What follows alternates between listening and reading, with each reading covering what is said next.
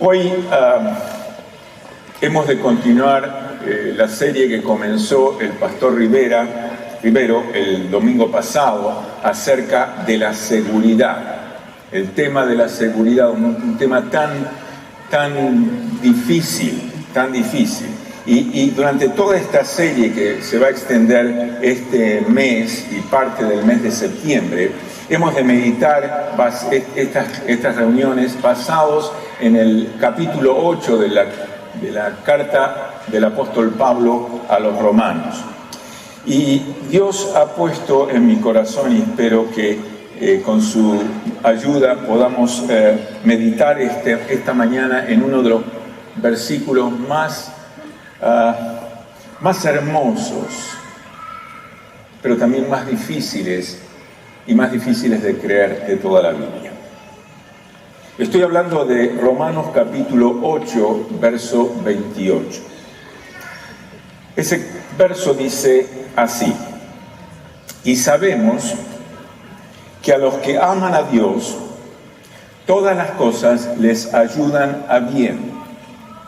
Esto es, a los que conforme a su propósito son llamados. Una rápida lectura de este versículo nos da seguridad en la vida, ¿verdad? Y la pregunta que me hago es la siguiente, o las preguntas. ¿Realmente sabemos que todas las cosas obran a bien? ¿Nos da este pasaje seguridad en la vida?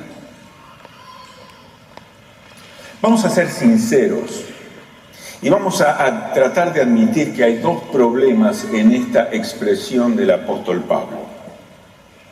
Primero, Pablo es muy dogmático en lo que dice, muy hacia un extremo.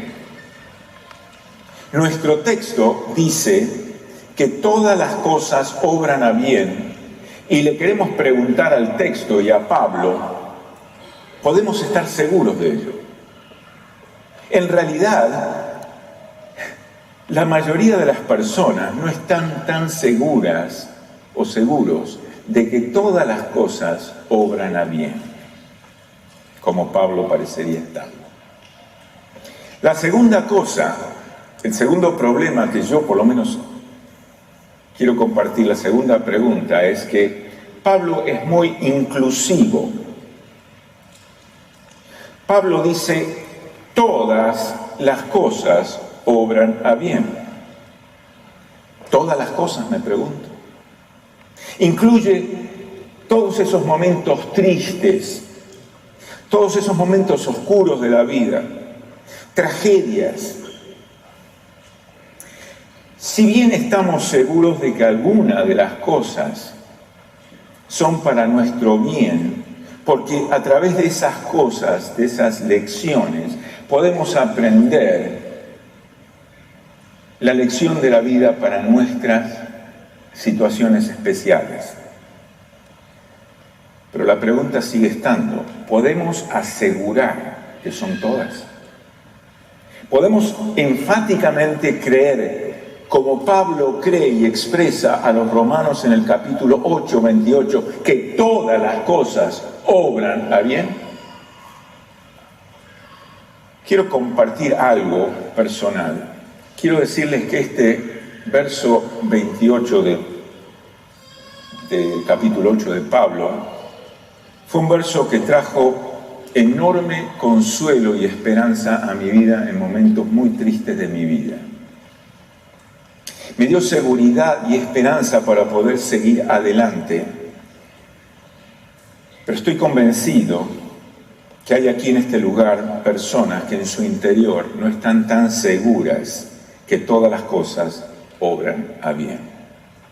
En grandes tragedias de nuestra vida oímos este verso ser leído o susurrado a nuestro oído. Pero en vez de ser un bálsamo a nuestros corazones lastimados, parecería ser una broma de tremendo mal gusto. Oremos al Señor. Padre, te damos muchas gracias porque tu palabra es verdad. Tu palabra es lo mejor para nuestras vidas. Tu consejo, el consejo de tu voz a través de la Biblia, Señor, es lo que yo necesito para seguir adelante. Y quiero creerla toda, Señor. Y quiero que en esta mañana tú nos des todo el consejo bíblico para poder, Señor, entender cómo todas las cosas obran a bien para aquellos que aman a Dios, incluyéndome a mí.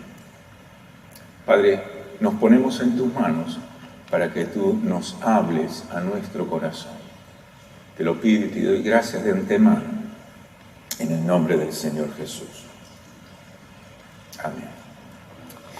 ¿Qué quiere decir o qué quiso decir Pablo que todo obra para bien?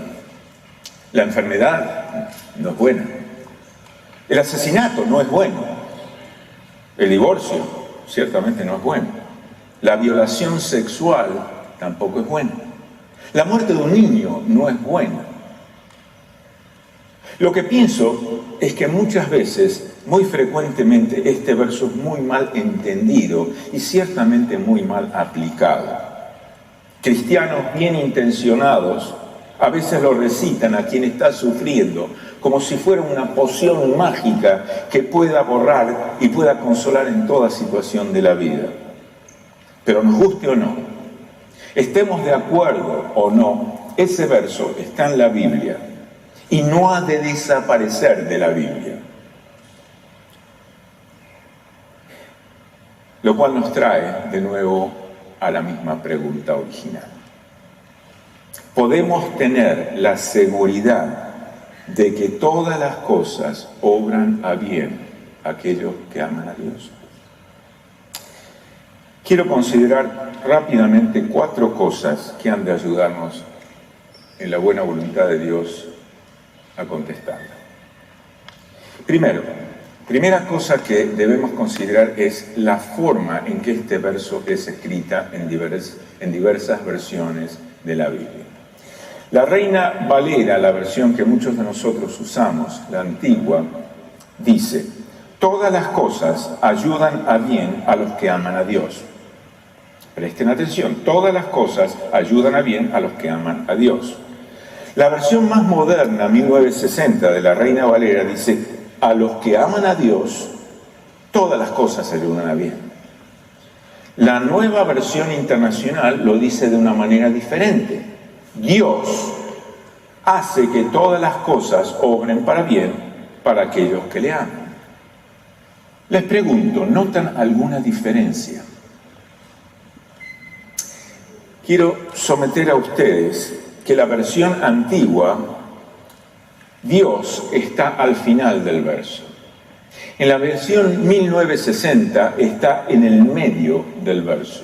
Y en la nueva versión internacional, Dios está al principio. Y quiero sugerirles a ustedes que esto es más que una situación lingüística o de gramática. Déjenme ponerlo de otra manera. No vamos a interpretar este verso adecuadamente hasta que no pongamos a Dios en el correcto lugar. Alguna gente cree que Dios aparece en la escena después de la tragedia. Y aparece después de la tragedia para hacer las cosas bien, para consolar, para hacer su obra. Alguna gente, y eso es absolutamente cierto, Dios siempre aparece para consolarnos.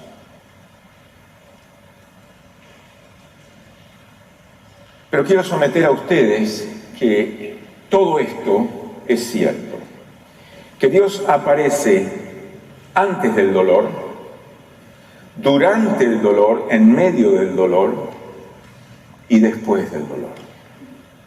Y eso ocurre porque Dios está obrando a través de toda la situación. Está obrando a través de todo nuestro dolor, nuestra angustia, nuestra situación tan dura. No está funcionando la suerte, No está funcionando la fortuna, no está funcionando la casualidad. Es Dios, el Todopoderoso, el Todo Misericordioso, el Omnipresente, Dios de todos los siglos, el que está obrando en tu vida y en mi vida. Y eso nos contesta la pregunta, ¿dónde está Dios cuando estoy en medio del dolor? La respuesta de Romanos dice que Él está allí antes de que ocurra nuestro dolor, está allí en medio del dolor y está allí cuando no hay más dolor. Y entender esto pone un punto final al sentido de la frase. No importa lo que pase, Dios transforma la tragedia, el dolor, la angustia en algo para nuestra bendición. ¡Wow! Y puedes estar pensando, vamos pastor, no se ponga tan espiritual. Eso está bien para cuentos de niños, pero no para la vida real. ¿Qué decimos cuando un niño muere? O cuando un policía es baleado tratando de protegernos. O cuando una familia de misioneros muere en un accidente de automóvil. Es difícil descubrir cómo eso puede ser bueno. Debemos por todos los medios evitar una respuesta rápida, barata, fácil. Decir que no es una tragedia, solo pareciera serlo. Solo ten fe. La Biblia no pretende convencerte a ti o a mí de que la tragedia no es real. La Biblia no trata de convencerte a ti o a mí de que el dolor no es real. El punto que debemos ver es el obrar de Dios. Que Dios está activo, trabajando en nuestra vida. ¿Está Pablo diciendo todo lo que nos pasa es bueno? No está diciendo que todo lo que pasa es bueno. ¿Está Pablo diciendo que el mal y el sufrimiento y la tragedia son buenas? No, de ninguna manera. ¿Está diciendo Pablo que todo va a ir bien si tenemos suficiente fe? De ninguna manera. Entonces, ¿qué es lo que se supone que Pablo está queriéndonos decir? Está levantando un cartel enorme sobre las cosas inexplicables de la vida. Un cartel que dice, tranquilo, tranquilo, yo estoy trabajando en ti. ¿Cómo? Yo no estoy seguro cómo lo está haciendo. ¿Y cuál va a ser el resultado de ese trabajar, de ese obrar de Dios? Ese resultado va a ser bueno.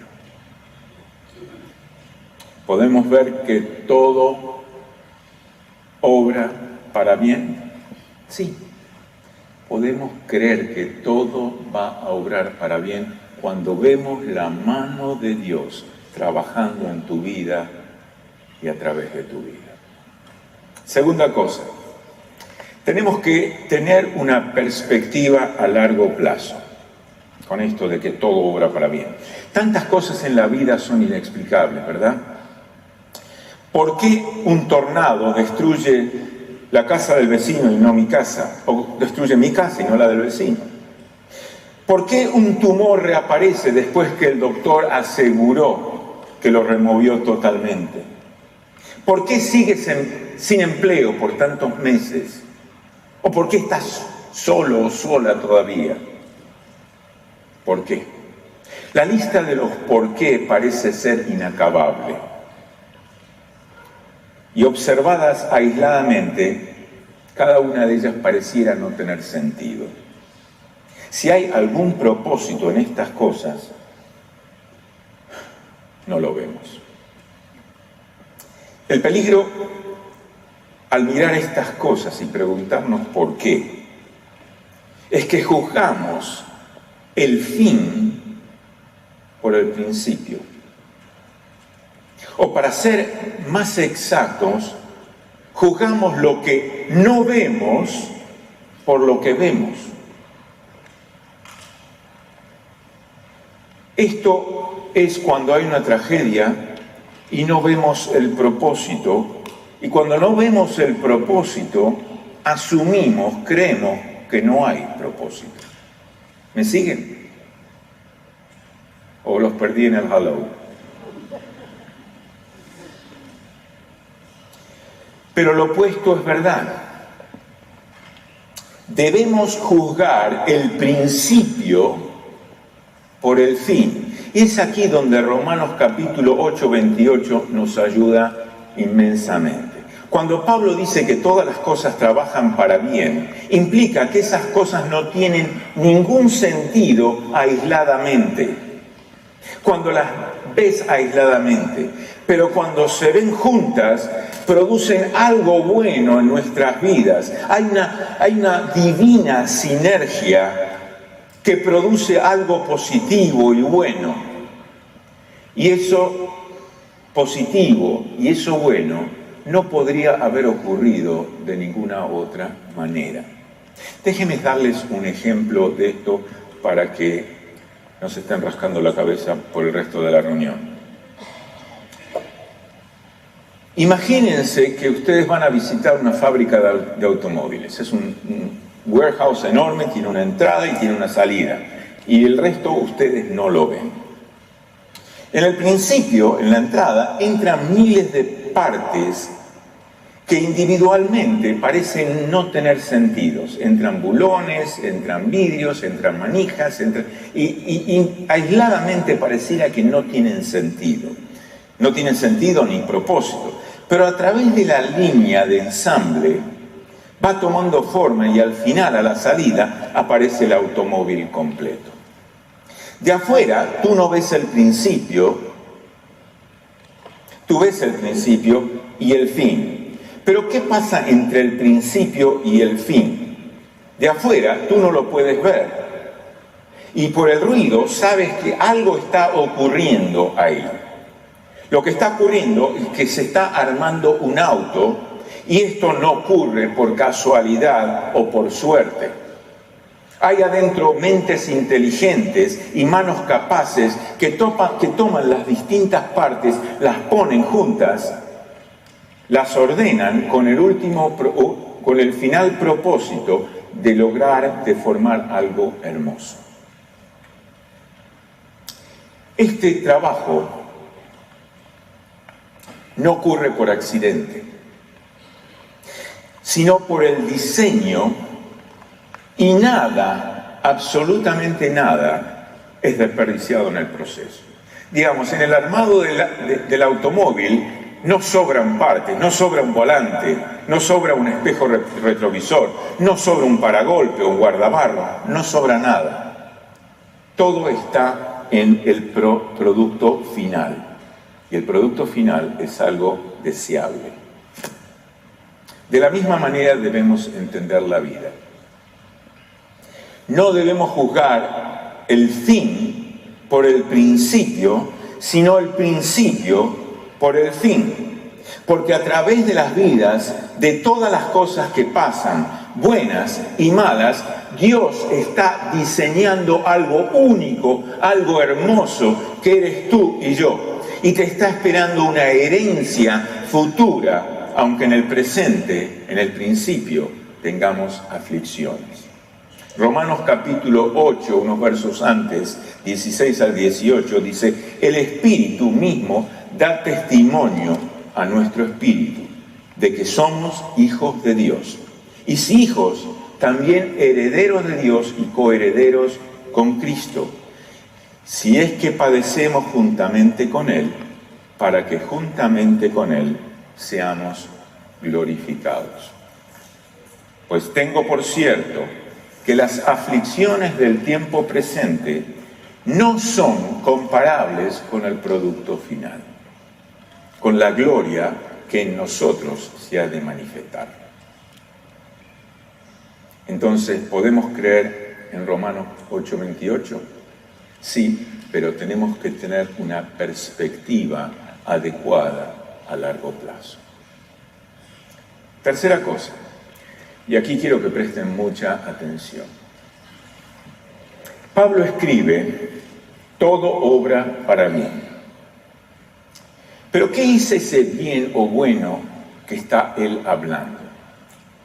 Para la mayoría de nosotros, bueno significa salud, felicidad, relaciones familiares buenas, sólidas, larga vida, buena salud, vuelvo a repetirlo, comida en la mesa, un techo sobre nuestras cabezas, un buen lugar para vivir, todo bueno, ¿verdad? ¿Sí? Y hay muchas cosas más que son de acuerdo a nuestro criterio bueno.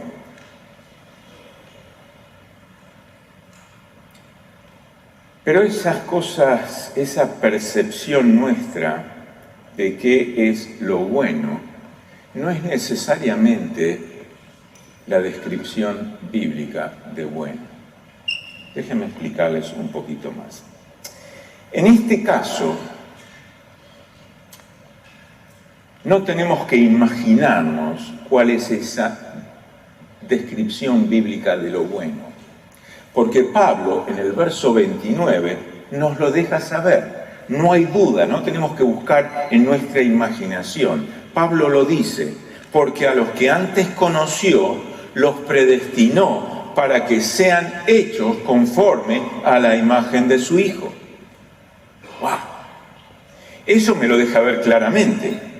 Dios nos prepara, nos predestinó a ti y a mí, querido hermano, para algo. Y ese algo es lo que es bueno en el verso anterior. Y ese bueno es ser conformados a la imagen de su Hijo, Jesucristo. Déjeme aclararlo un poquito más, si es que es posible. Dios está trabajando en tu vida y en mi vida para hacernos más parecidos a Jesucristo. Por lo tanto, todo lo que ocurre para que nos parezcamos más a Jesucristo es bueno. Y todo lo que ocurre en nuestra vida para que no nos parezcamos más a Cristo es malo.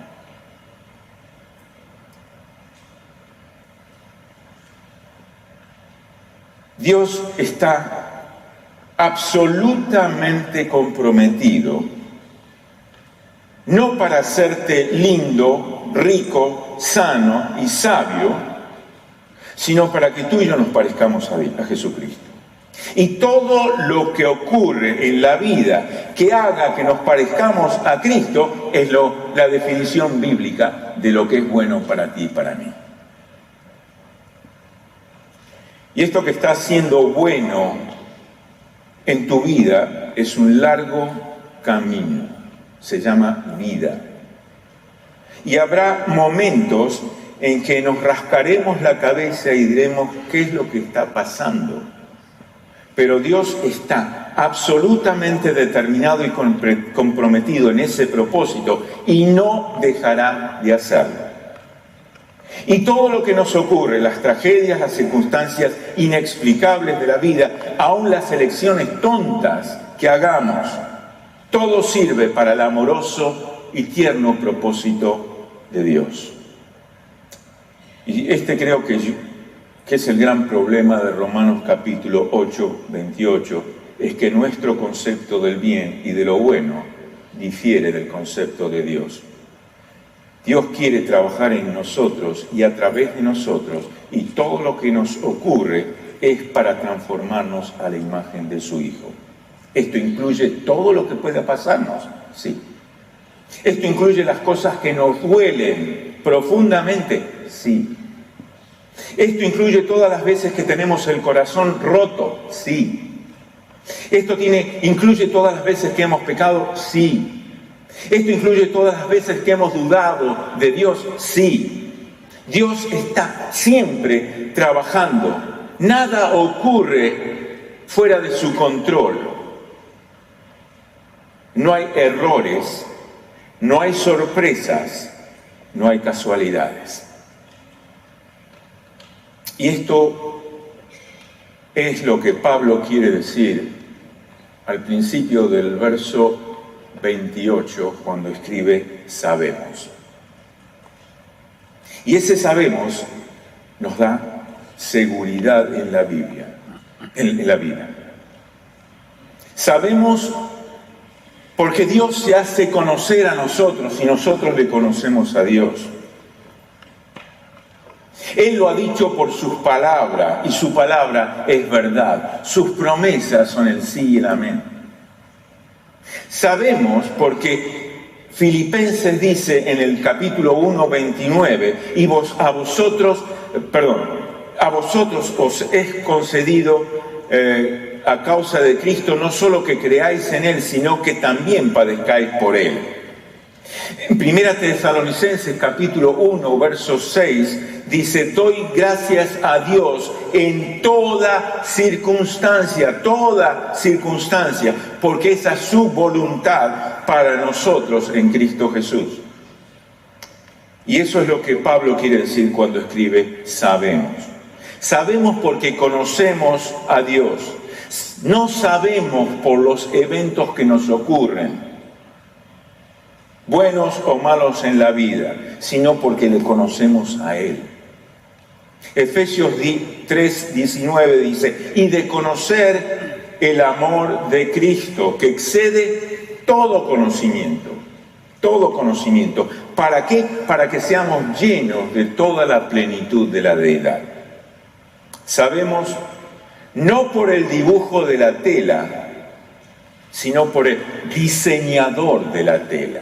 Esto me hace acordar cuando era chiquito, veía a una vecina bordar. Algunas de ustedes, hermanas, han bordado. El asunto es poner en un círculo, doble círculo, una tela, y la persona de arriba va bordando, siguiendo las líneas del dibujo, y desde arriba se ve el dibujo perfecto. Desde abajo se ven hilos cortados. Y eso me sugiere a mí que nosotros estamos viendo la cosa desde abajo y lo único que vemos es hilos cortados, hilos que no tienen sentido. Pero Dios está viendo nuestra vida desde arriba y ve algo hermoso, un diseño hermoso para ti y para mí. Sabemos no por el dibujo de la tela, sino porque conocemos al diseñador de la tela. Sabemos no por escuchar una sinfonía, sino por el autor de la música. Sabemos porque la palabra dice en Jeremías capítulo 29, 11, porque yo sé los pensamientos que tengo acerca de vosotros, dice Dios, pensamientos de paz y no de mal, para daros el fin que esperáis. Y en Isaías capítulo 55, versos 8 y 9, porque mis pensamientos, dice Dios, no son vuestros pensamientos, ni vuestros caminos mis caminos. Como son más altos los cielos que la tierra, así son mis caminos más altos que vuestros caminos, y mis pensamientos más que vuestros pensamientos. Hay tantas cosas que no sabemos. No sabemos por qué los buenos mueren, los bebés mueren, o por qué hay accidentes de auto, accidentes de avión, tornados. No sabemos por qué ocurren ciertas cosas. No sabemos por qué la gente buena sufre y la gente mala es exitosa. Pero si una cosa sabemos, una cosa sí sabemos: Dios está trabajando y no se ha olvidado de sus hijos. Y eso nos da ¿qué cosa? Una profunda seguridad de la vida. Dios ha orquestado todo en nuestra vida, incluyendo lo doloroso, lo desagradable, lo inexplicable, para hacernos más parecidos a Cristo. ¿Y qué otro objetivo el cristiano puede tener que parecerse más a su Señor? ¿Podemos creer en Romanos capítulo 8, 28? Sí.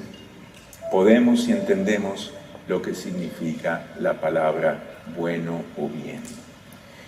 Por último, para terminar, debemos entender todos en este lugar las limitaciones de este verso, el límite de este verso.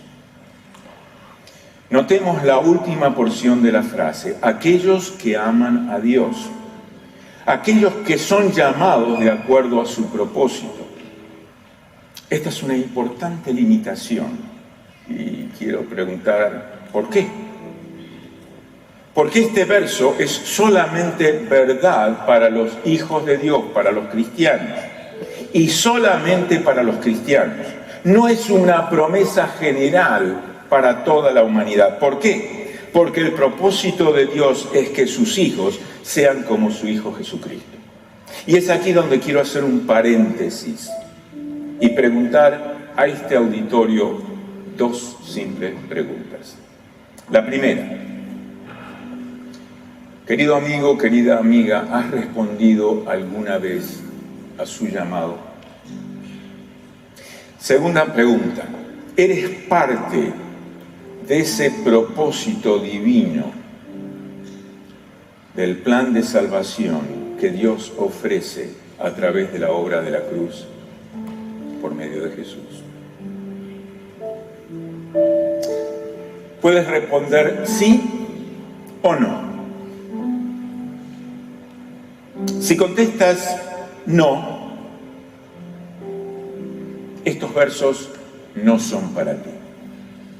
Si contestas sí, estos versos son para ti.